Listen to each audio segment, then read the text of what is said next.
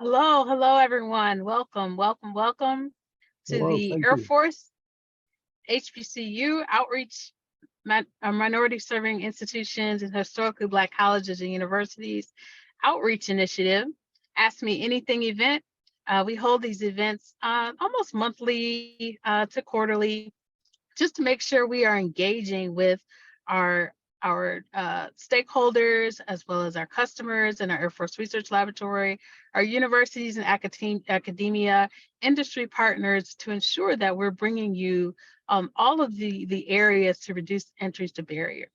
And so with that, this week, I'm really excited that we have our Carnegie Research Activity Classification, our Carnegie Classification of Institutions of Higher Education, here with us today with our academic education, Ms. Sarah Gast. And so you'll hear from her here in a bit. But I just want to welcome everyone. Just go ahead, put in the chat where you're from so we know who we're talking to here today. Just know that this presentation will be recorded and sent out to you. If you have any questions, please feel free to put those in the chat, and we'll make sure that we get those questions answered for you during the chat. Great, so I see we have Central State University, Clark Atlanta University represented. Awesome. So just real quick, I want to introduce myself. My name is Anissa Lumpkin. I'm currently I work for the Air Force Research Laboratory as our mission area lead in our air medical portfolio. I'm a proud graduate of Tennessee State University. I actually did Air Force ROTC there at Detachment 790. So I'm not only an Air Force civilian now, but I've served as active duty as an Air Force officer, and very proud of that, and coming from an HBCU and studying in our engineering technology field there. With that, as in part of my areas and working with the Air Force, one of the things that I saw a need for is increasing the capacity of research and development and partnership with our Air Force. And the areas that I've worked in small business and acquisitions, and now in our air medical portfolio, I've seen just a lot of the impact that our historically Black colleges and universities and minority serving institutions are doing in the areas of science and technology, and areas that I know that our technology capabilities will be much needed within the Air Force. So I want to make sure that we have partnerships with our HBCUs and partnerships with industries as well. So with that, I'd like to go ahead and just present to you a few slides about our Air Force HBCU Outreach and Minority Serving Institutions program.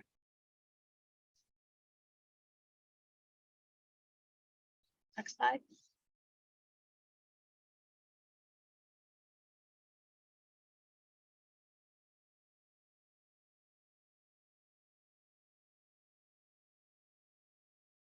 So coming up, real quick, please save the date. We are, for the first time, this is our fourth year having our Air Force HBCU MSI Outreach Initiative Collider on September 21st. This year, for the first time, we're coming to hosted by an HBCU, and we're going to first time go to Florida Agriculture and Mechanical University in Tallahassee, Florida, known as FAMU. We're really excited for and partnering this year with the HBCU Digital Literacy Summit, September 19th through the 20th, presented by the Department of the Air Force in partnership with the Air Force Institute of Technology, and really excited, Air and Space Force, and excited to partner with FAMU as well. So look for that coming up September 19th through the 21st. Save the date and mark your calendars and get ready to register. We'll see you there. It will be live in person, or you can join us virtually. Next slide. So again, this is the way that you can contact us. You can contact us at hbcu.msi@us.af.mil. And this is our website there, Air Force Cyber Center website, for more information on that. Next slide. Our goals are to increase HBCU and MSI participation, and our Air Force Research Funding Source programs, increase those research opportunities with our Air Force in those competency areas and technology capability areas. We want to make sure we are reducing barriers to entry. So what are the issues that you have? What are ways to increase those research areas and participation in our small business technology transfer program, and increase awareness of the program and how you can educate your audience on processes and policies in working with STTR. Next slide. This is a high visibility project and initiative serving the execution arm of our Secretary of the Air Force. We've held our HBCU colliders in the past, and we have another one coming up again, like I said, September 19th through the 21st. We've had a lot of partnerships and engagements with BDPA and Apex Parallax, who you heard from earlier this month, to engage and educate you about small business technology transfer and utilize our data analysis for optical program execution. Next slide. So again, please, thank you for your interest and support of our program. And with that, I want to make sure we get over to Ms. Sarah Gast, who is here today. She's joining us to learn more about the Carnegie classifications and the methodology behind how institutions have been classified and changes that are coming for the 2024 Carnegie classifications and institutions, and get answers to your questions on those areas. So with that, I will turn it over to Ms. Gast. Hi, thank you so much, Nisa. I appreciate it. And thank you for letting me join today. It's a real honor to get to talk with you all about what we're thinking and how the research classification works in general. So I'm going to pop my screen up here and walk through a few slides. Feel free to toss a question in the chat or come off mute and stop whenever. I'm happy to answer questions as we go, but can certainly take questions at the end as well. The Carnegie classifications have been around for a long time, for about 50 years.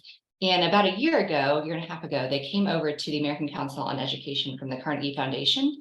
They've been kind of hosted with various universities over the past 50 years. And the Carnegie Foundation wanted to take a little bit of a reset and step back as the classifications enter their 50th year to think really more holistically about what they're doing and their purpose, which is to group similar types of institutions together, see if we're really doing that well, and then really think about how we can refine the classification system to better meet the field where you're at with what institutions really look like today as opposed to 1973, and ultimately design some classifications that will also focus on student outcomes, which I'm not going to talk as much about today, but I'm happy to talk about later if there is interest. This is the basic classification, the Carnegie classification.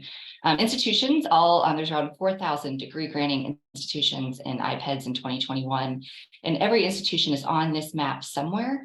The category that we talk a lot about is that doctoral university category. That is where the research classification is lives, but it is every institution goes on here. It is based on the highest degree offered, which is kind of a funny, again, one of those older relics from 1973 that we're thinking a little bit about. Is that the right way to actually organize the world? But this is what we have inherited, and so this is what we're working off of as we think about the 2024 classifications, which will be the next time there will be a classification released.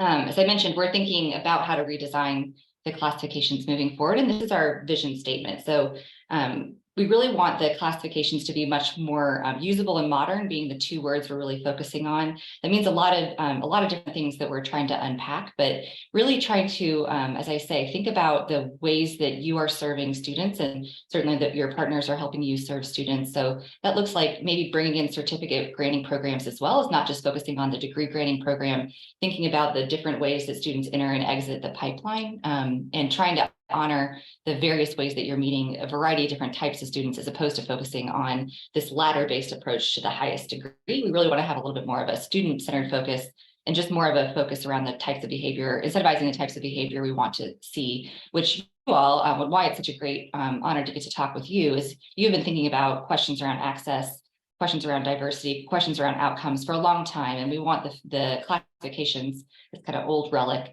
to start to catch up to some of that thinking. So there's 4 big projects we're tackling as we move forward.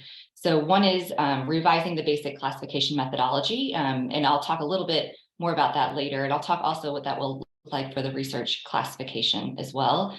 So we're thinking about that legacy classification that we've inherited. We're also designing a new classification, as I mentioned, that will be based on students' outcomes. So looking at their completion rates, looking at transfer rates, looking at earnings data for students, job placement, those types of measures when students leave that indicate that they have been able to take their education and move themselves up from where they started.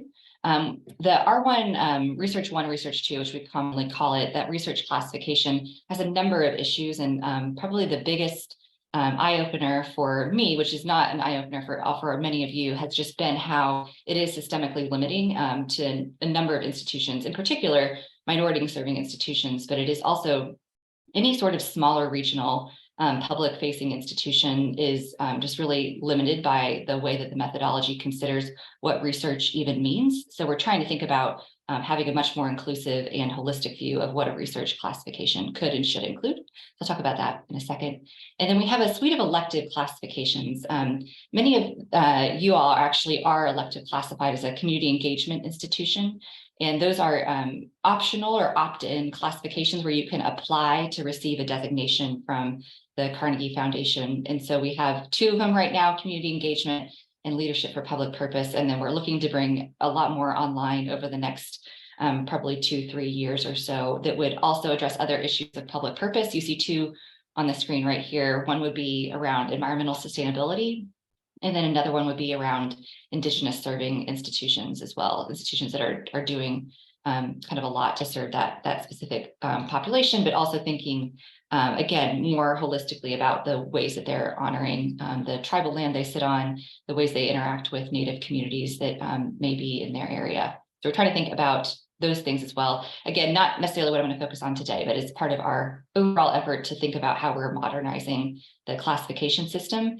So that what we'll be talking about is more on that far left-hand side of the screen, that basic classification, but we're also then designing that social and economic mobility as well. Everyone gets one. There's no applying for it or anything like that. We base it off of third-party data that is submitted to iPads and the National Science Foundation largely. So that is the data that we are using for this.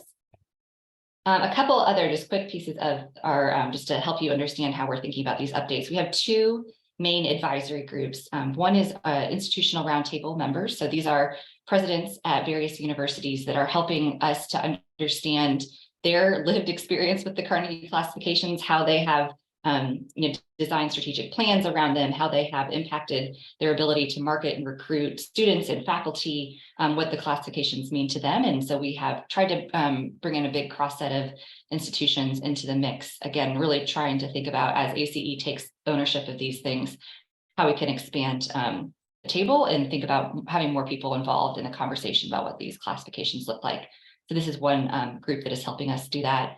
The second group is a technical review panel, and these are your data scientists, experts on like various mobility and economic classifications themselves, people who have been thinking about how to use student data and the different types of student groups for a really long time. And so hopefully some of these names on these couple of slides may look familiar to some of you, but these are, this group in particular is helping us think through the type of data we're using, how we're using the data, what are the methodologies that we're putting in place to better group and organize students, and then really thinking through the incentives that those data and methodology are setting up. So right now, as we all know, the research classification is incentivizing this race toward research, and we're really trying to take a big step back and say research is good, but are there other types of behavior we can incentivize and we can reward? Can we reward behavior around really having increased access and taking students and moving them to the next level? So that is what these groups are helping us think about. We've been trying to meet with a lot of folks, and I will say that group in particular, we've been focused talking to our institutions like yours that have not necessarily had a seat at the table as thinking about what the Carnegie classifications look like. And we know the research classification is quite important to minority serving institutions who have been locked out of it for some time. And we want to make sure that we are making that kind of your voices elevated as much as we can, and that those perspectives are first and foremost in our minds as we move forward. We're also doing quite a bit of talking with various agencies that both legislate and govern and give out federal grants. And so you can see that those kind of groups of federal officials here, which are also very interested in what we're doing. And they, of course, make the decisions that make the Carnegie classifications have the impact that they do. They decide kind of what to, who to give grants too, or how to set up legislation to reward certain types of behavior. And so we're trying to make sure we are talking with them as much as possible to make sure we're all on the same page about what we want to kind of see in the world ahead of us. So final update before I get into the meat of the methodology, which is what you're all here for, which is we have a new website. If you haven't seen it, this is a little QR code, and it certainly will be in the follow-up from this. But this is a new website that we're just trying to help in the spirit of modernizing. I think our old website was an excellent relic of a 2001 era website, and so it wasn't super user friendly. Was really for like research nerds, which I am honored to be among them every day, but it was not necessarily friendly for the general public, and certainly was not friendly for your common person at the institution to figure out how they had gotten classified a certain way, how to find similar types of institutions, which is, of course, again, the fundamental purpose of a classification of grouping similar types of institutions. So working on continuing some updates there, and hopefully that will be a better and more user-friendly experience as we move forward. Okay. Lot of throat clearing for how the classification methodology works. So getting back to this tree, institutions are generally sorted, as I mentioned, on the highest degree that they award, which is, again, kind of a funny way to think about it. So most institutions, their primary degree offered is the bachelor's degree or the associate's degree, but it is the highest degree that is where it gets them on this tree, even if it's only a small portion of what they do. This is then how institutions are subdivided from there. And as you look at this, you might see that they, all those sub-classifications are kind of different, and they're a little bit all over the place. So you have some classifications like the master's colleges and universities that are just by size, the number of degrees offered, and nothing more sophisticated than that. You have some program mixes, you have the types of students, whether they are kind of a traditional student, which again is a funny a relic of an olden day when we were focused on something like that. And then, of course, your doctoral universities are organized by the amount of research that they do, which has a realm of logic that is kind of a funny way to look at it, when it could just be simply size, for example, but they decided to organize it based on research activity.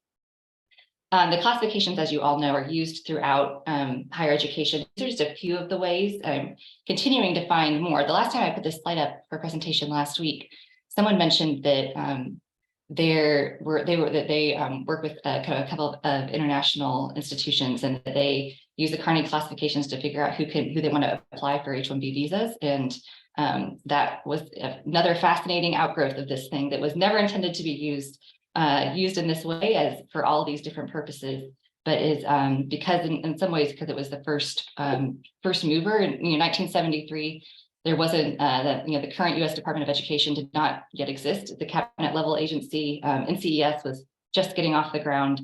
There was not a lot of anyone else kind of making sense of the world in front of us, and the Carnegie Foundation, the Commission on Higher Education, did that, and then here we are with what has been kind of a number of unintended consequences since then. And we're trying to think about this various uses of the classifications, and again, how having a more modern and inclusive classification can hopefully, if it has all these downstream effects, can really help incentivize institutions that are doing right by students. This is just a quick little fun fact on how the classifications are used by US News. This is actually where we see the most tension in the classifications, I would say, are institutions that want to change their Carnegie classification. There's a group that wants to change to get different research classifications. But then there's a whole bunch of institutions that want to change in order to impact where they fall on the US News lists. So particularly in that master's colleges through the baccalaureate associate college group, you have institutions that are applying for exceptions or that are doing kind of funny things in order to be on certain lists. And that has been a whole interesting Pandora's box to open over the past year as we have gotten into these classifications, just to see how institutions that should in the classification would be grouped with doctoral universities, for example, have actually become a regional college in order to have a higher US News ranking.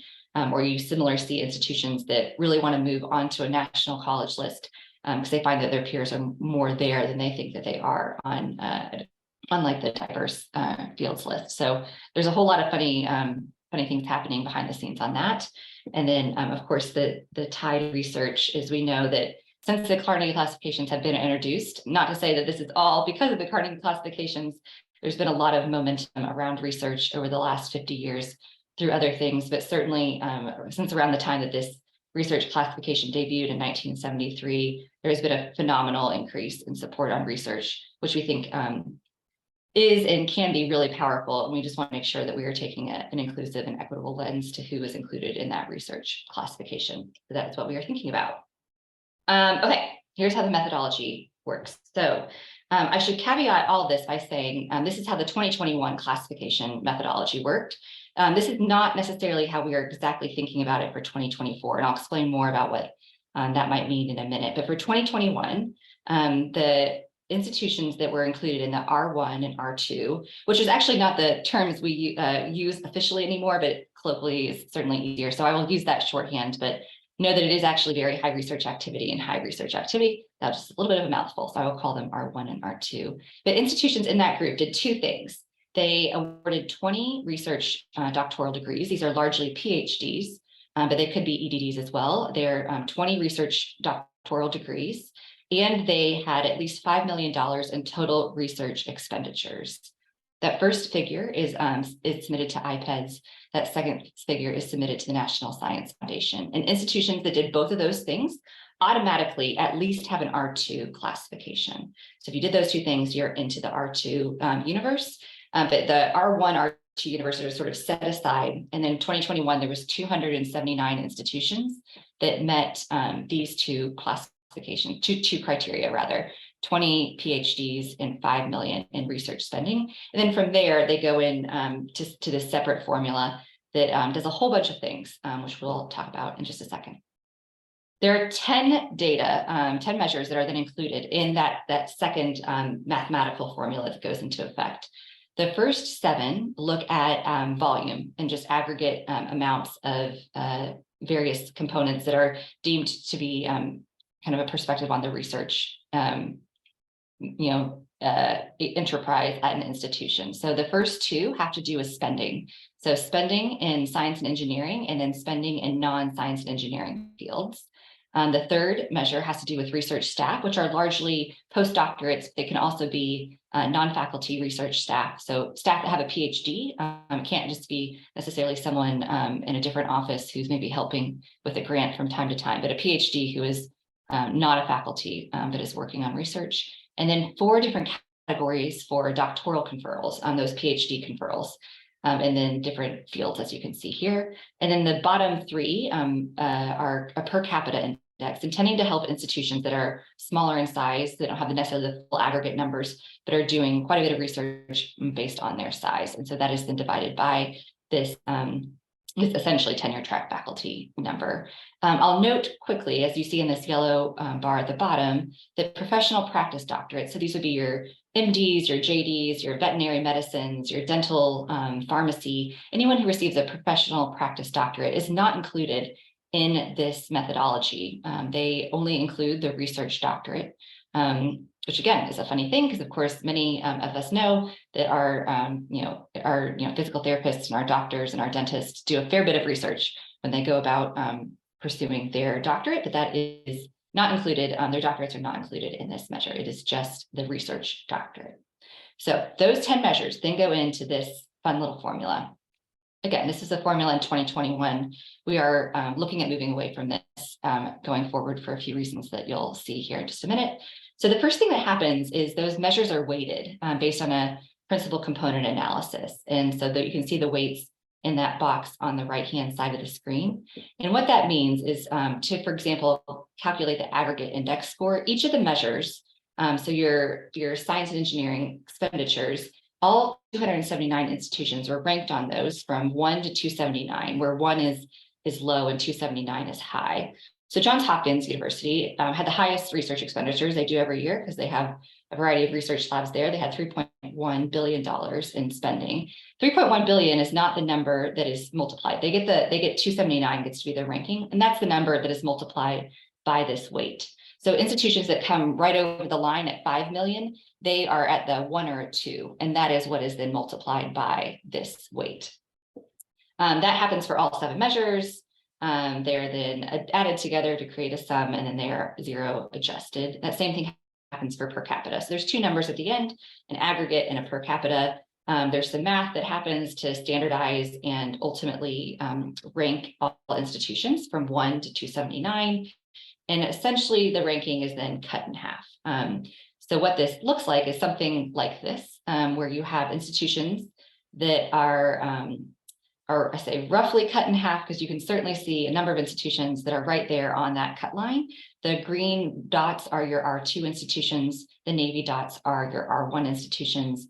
And you can see again, like institutions are right there on that line. So the universe is not necessarily grouped by similar clusters. You can certainly argue that in some ways, right here in the middle, this cluster of folks right here is probably has more similarities in terms of their research than these folks that are right close to the line are to the folks that are way out into that further out on the axis. So there's no, it's just a normative distribution and a relative cut line. There's no clear cutoff between R1 and R2, which is why many of you who have been an R2 institution who are trying to figure out how to become an R1 institution, this math and then this cut line is not really clear what exactly you need to do to get over the line.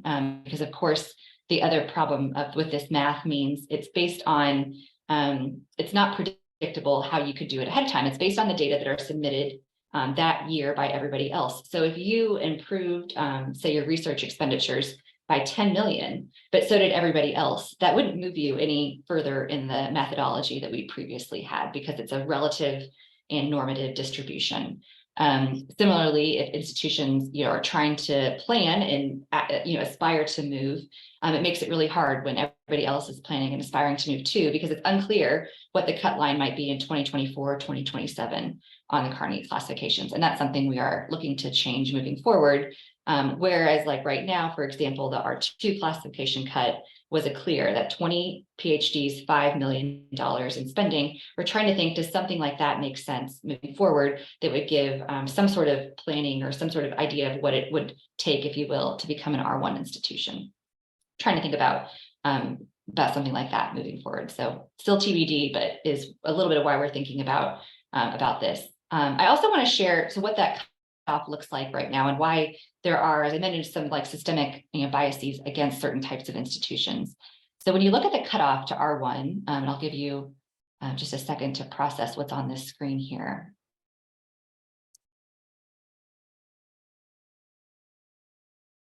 You'll see that institutions in that gray box in the bottom, which are R2 institutions that are just under the line, they're actually dramatically outspending institutions that are in that R1 space. And this was certainly for me as somebody who came into the classifications about a year ago.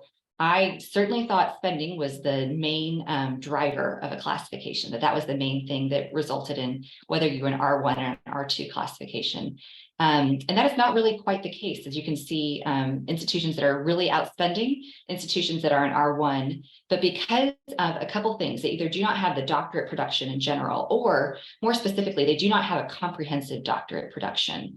That is where they are kind of limited and held back from being an R1 institution. You remember those 10 measures I shared earlier, is you can kind of think of them like a decathlon, in which it doesn't necessarily matter if you win that sprint or you win the hurdles, but you have to show up and run everything. And if you don't show up and you just take a 0 on something, in that methodology, taking a 0 is really hard to overcome.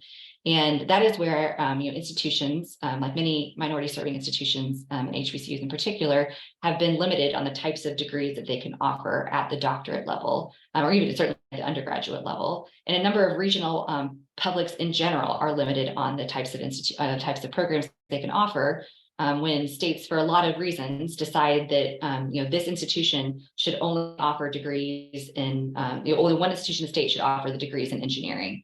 And then that means that other institutions can't easily get into this, have this limitation on the types of degrees that they can offer in the STEM doctorate field. You similarly will see humanities doctorates will be located at one institution in the state. And so this idea of comprehensiveness is, again, kind of a relic of a systemic prejudice of what the world should look like. And it was designed in a way that rewards usually, kind of privates and then predominantly white institutions, and certainly the bigger institutions that can and do offer all types of degrees. And a couple that have stood out to me when I've been looking at this list is Institution 4 on that top, which is an R1 institution, and Institution A on the bottom, which is an R2 institution. Institution A has outspent Institution 4 by $150 million in a single year, which is insane. And the research production is a little bit behind, certainly, but I would, say that if I was walking down the street and my dad asked me all the time what my job is because he doesn't quite understand it, which is probably not an uncommon problem among many of you. But I think if I told my dad that, there was an institution that spent, almost $200 million on research and produced 50 PhDs, and they weren't considered to be a very high research activity institution, but this other institution that spent 40 million and 160 PhDs was. I think it's a little bit of a hard thing to say that I think both of those institutions have very high research activity, but because the definition of very high research activity is a relative one, it's hard to explain what the cutoff there is. The second one that just really stood out to me when I was looking at who was right on that cut line is Institution 1, which is an R1, and then Institution D, which is R2. And again, you can see Institution D has doubled the spending, and their degree production is actually slightly higher. Their staff number is a little bit lower, but it's, again, that comprehensive focus. The Institution 1, because they are a comprehensive institution, they get to be an R1 institution as opposed to Institution D, which is an R2 institution, which is focused on a lot of science, which is wonderful. And we don't want to penalize institutions that are focused on science or focused on a specific area, but who are excellent in that area as the limitation for being an R1 institution. So that's, again, another reason why we're trying to think about this methodology and take a big step back to say, what are the data that we actually want to include? And then what are the ways that we want to measure what a very high research activity institution looks like? One other way just to show you that is this is the range of research spending and research doctorates. And you can see R1s are in navy and then R2s are in orange. And so you can see on those distributions that you start to have orange lines pop in, even pretty high on the distribution range. But again, because it is not exactly clear and it takes a whole bunch of things in the formula in order to become a very high research activity institution, it ends up having kind of a funny distribution. So another just thing we are thinking about. Again, all of this that I just showed you is for 2021, and we are trying to think about what it would take for 2024. So we are going to include a research classification or potentially classifications.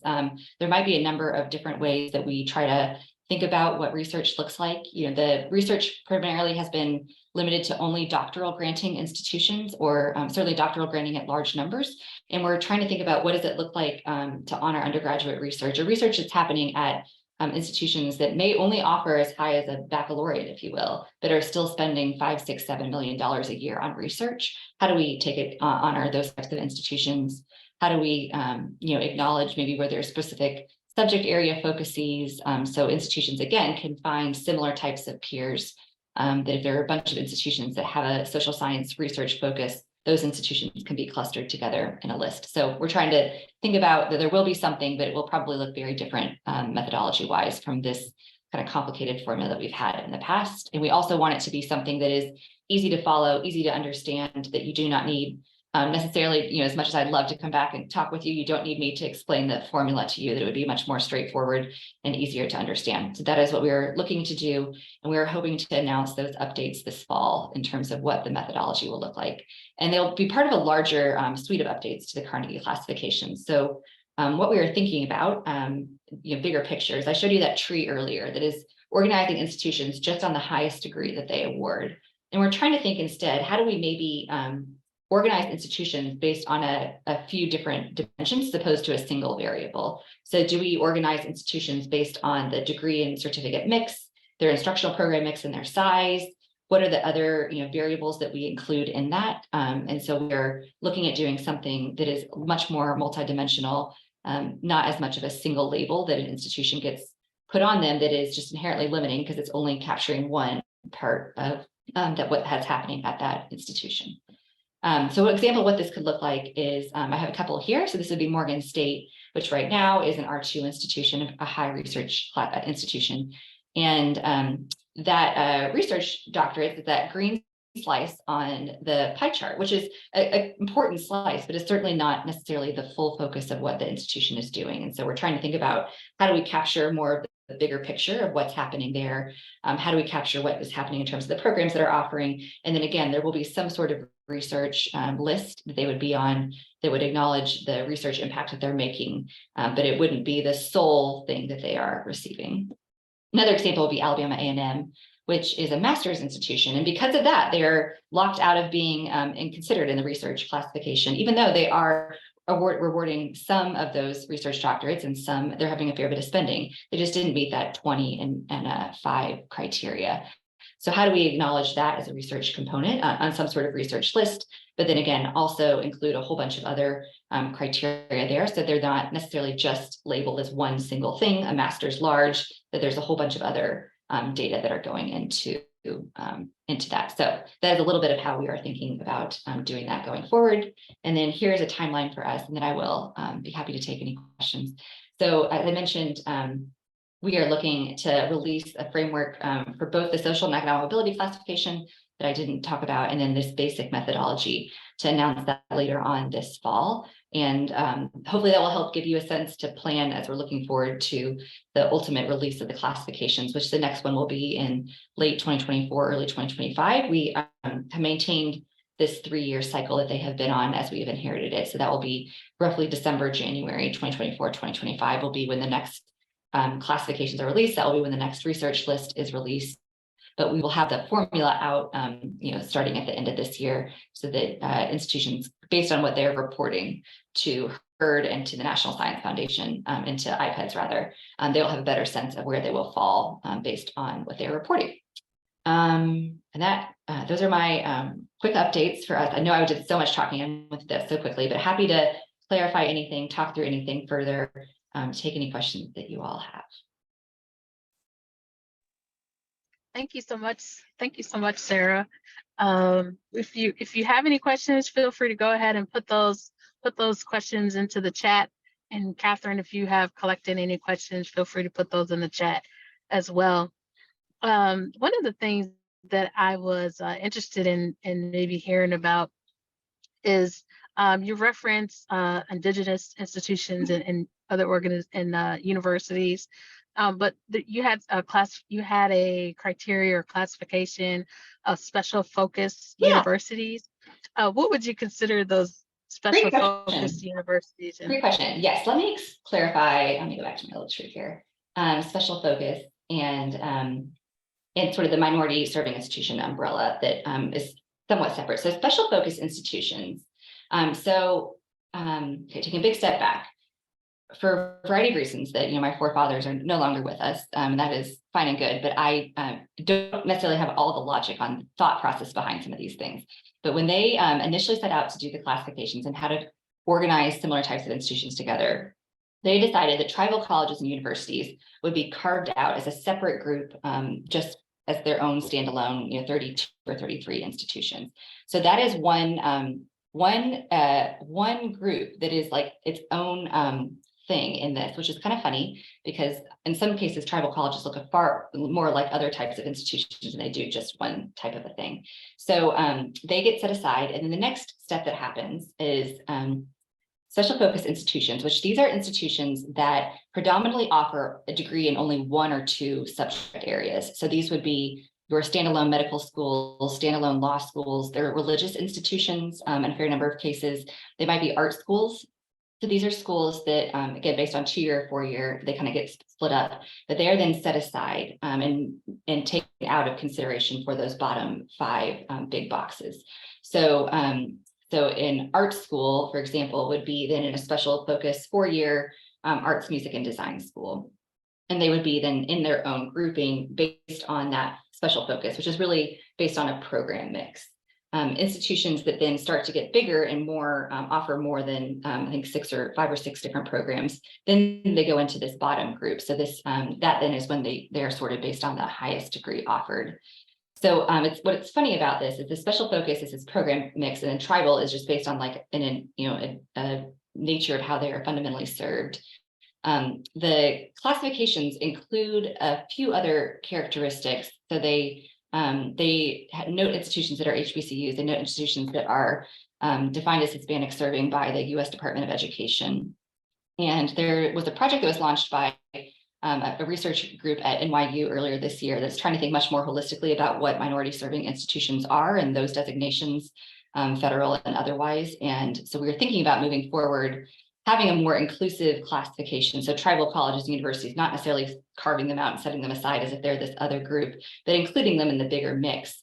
But institutions that have some sort of designation as a minority serving institution, whether it's a predominantly Black institution or a Hispanic serving institution based on receipt of a federal grant, that those would have, flag is not quite the right word, but they would have some sort of ability in the data for researchers or people who use our website to say, I want to see classifications for all institutions that are they have classification as a predominantly Black institution. I can then check that box and then see where all those institutions are classified, as opposed to setting them aside as a separate group, which is how that special focus thing works right now. So an institution, I'm trying to think of one off the top of my head. Well, I can, sure. So the Morehouse School of Medicine is classified as a special focus medical institution because they only offer degrees in medicine. Of course, it's also an HBCU. And so we want many things to be true moving forward. And so we want for it to be easier to find how HBCUs are classified in the Carnegie universe, but not limit Morehouse into this separate, the School of Medicine into a group just because they are an HBCU, if that makes sense. So special focus in the kind of these tribal, that top line is kind of a funny way. And again, was I think an intention in 1973 to organize institutions kind of based on this like single limiting factor, but we want to be able to capture a number of factors in that moving forward. So that may not have answered your question, but that is how special focus works. And then more broadly, how we are thinking about minority serving institutions in the classification.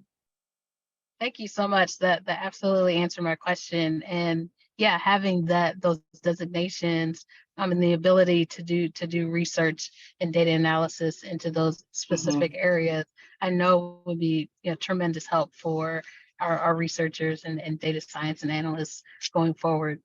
And it also helps, to see, hey, where are those numbers and where are they stacking up? And also, where those research capability areas are. And to identify matches. Yeah. No, so you gave just a wealth of information today. I really appreciate you being here, Sarah. Thank you to ACE and the Carnegie classification team for all of the work that you're doing. I'm really looking forward to seeing the final results that come out in the fall. Are there ways, if people still have feedback for you prior to your launch in the fall? Are there ways to go ahead and get their thoughts or questions? Yeah, absolutely. We would love any feedback.